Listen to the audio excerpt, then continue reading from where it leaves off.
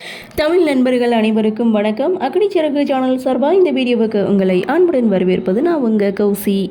கார்த்திக் ரேவதி சீரியலுடைய இன்றைக்கி எபிசோடுக்கான ரிவ்யூ என்ன அப்படின்றத பார்க்கலாம். அதுக்கு முன்னாடி இது வரைக்கும் நம்ம சேனலை நீங்கள் சப்ஸ்கிரைப் பண்ணலைன்னா பண்ணிக்கிறேங்க. கூடவே இருக்க பெல் ஐக்கானையும் கிளிக் பண்ணி அதில் ஆல் அப்படின்ற ஆப்ஷனையும் கிளிக் பண்ணிக்கிறேங்க.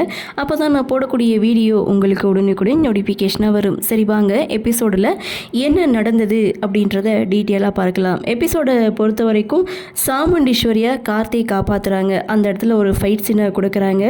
நர்ஸும் பார்த்திங்கன்னா சண்டை நடக்கிற இடத்துக்கு போகும்போது அவங்களுக்கும் தலையில் அடிபட்டு மயங்கி விளையாடுறாங்க. கார்த்தி சாமுண்டீஸ்வரியை காப்பாற்றினதுக்கு அப்புறம் எனக்கு ஆபத்து வர நேரமெல்லாம் நீ தான் வந்து என்னை காப்பாற்றுற அப்படின்னு சொல்லிட்டு சரிவா மண்டபத்துக்கு போகலான்னு சொல்லி கார்த்தியை கூப்பிட, இல்லை இந்த பொண்ணுக்கு அடிபட்டுருக்கு, நான் கூட்டி போய் ஹாஸ்பிட்டலில் அட்மிட் பண்ணிட்டு வந்துடுறேன், நீங்கள் மண்டபத்துக்கு போங்கன்னு சொல்லி ஒரு ஆட்டோவை படித்து சாமுண்டீஸ்வரி அனுப்பி வச்சுட்டு அந்த பொண்ணை கூட்டிக்கிட்டு கார்த்தி ஹாஸ்பிட்டலுக்கு போயிட்டுருக்காரு. இன்னொரு பக்கம் அம்மா வராமல் நான் தாலி கட்டிக்க மாட்டேன் அப்படின்னு சொல்லி ரேவதி பிடிவாதமாக உட்காந்துட்டு இருக்காங்க. சந்திராவும் ரேவதி கிட்ட எவ்வளவோ பேசி பார்க்குறாங்க. அம்மா ஸ்தானத்தில் அடுத்து நான் தான் இருக்கேன், நான் தான் உன் சித்தி, நான் சொல்கிறத கேளு, நல்ல நேரம் போனால் திரும்ப வராது, ஃபஸ்ட்டு இப்போ நீ தாலி கட்டிக்கோ, அதுக்கப்புறம் அம்மா கிட்ட ஆசீர்வாதம் வாங்கிக்கலான்னு சந்திரா ஒரு பக்கம் பேச, அதே தான் மாயாவும் சொல்கிறாங்க. ஆமாம், நல்ல நேரம் போனால் திரும்ப கிடைக்காது, நீ தாலி கட்டிக்க அப்படின்னு சொல்ல, இதெல்லாம் ஆயிரங்காலத்து பயிர் சும்மாவை சொல்லி வச்சாங்க பெரியவங்க அப்படின்ற மாதிரி அந்த இடத்துல ரெண்டு பேருமே ரேவதியுடைய மனசை மாற்ற முயற்சி பண்ணிகிட்டே இருக்காங்க. ரேவதியும் ஒரு கட்டத்தில் சரி ஓகே நான் தாலி கட்டிக்கிறேன்னு சம்மதிச்சாலும் ரோகிணி, துர்கா, அதுக்கப்புறம் சுவாதி இவங்க 3 பேரும் அம்மா இல்லாமல் நீ தாலி கட்டிக்க கூடாது, அம்மா இருக்கும்போது தான் நம்மளுக்கு நல்ல நேரம், அம்மா இல்லைன்னா நம்மளுக்கு அது நல்ல நேரமே கிடையாது அப்படின்னு சொல்லி ரேவதியை தடுத்தாலும் இங்கே சந்திரா ரேவதி கிட்ட பேசி ரேவதியுடைய மனசை வந்து மாற்றுறாங்க. ரேவதி ஒரு முடிவெடுக்கிறாங்க. சரி நான் தாலி கட்டிக்கிறேன் அப்படின்னு சொல்லி தாலி கட்டிக்க போகும்போது மகேஷும் ரேவதி கழுத்தில் தாலியை கட்ட போகிறாரு. அப்போவே ரேவதி தடுத்து நிறுத்துறாங்க.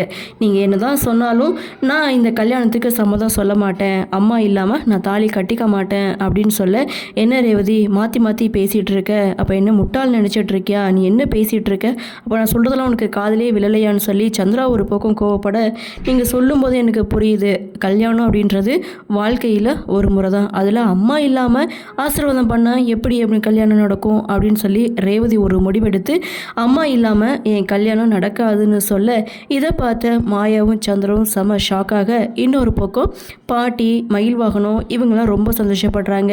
அதே சமயம் இங்கே ரோகிணி, துர்கா இவங்க 2 பேருமே சொல்லிடுறாங்க அம்மா இருந்தால் தான் அது நல்ல நேரம் அப்படின்னு சொல்ல, அந்த இடத்துல பார்த்திங்கன்னா சந்திராவும் எவ்வளவோ பேசி பார்க்குறாங்க.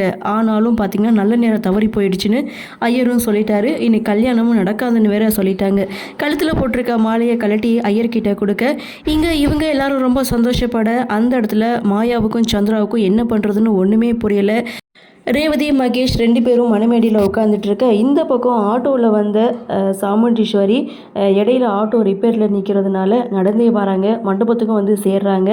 அம்மாவை பார்த்த சந்தோஷத்தில் துர்கா அம்மா வந்துட்டாங்க ரேவதி அப்படின்னு சொல்ல, ரேவதி அழுதுகிட்டே ஓடி வந்து சாமுண்டீஸ்வரியை ஹக் பண்ண, இவ எப்படி இங்கே தப்பிச்சு வந்தா அப்படின்னு சொல்லிட்டு சிவனாண்டி ஒரு பக்கம் மண்டபத்திலேருந்து எஸ்கேப் ஆக, ஆகா இப்போ என்ன பண்ண போகிறோமோ அப்படின்ற ஒரு பயத்தில் மாயா, மகேஷ் 2 பேரும் நிற்க இதோட எபிசோடை முடிக்கிறாங்க.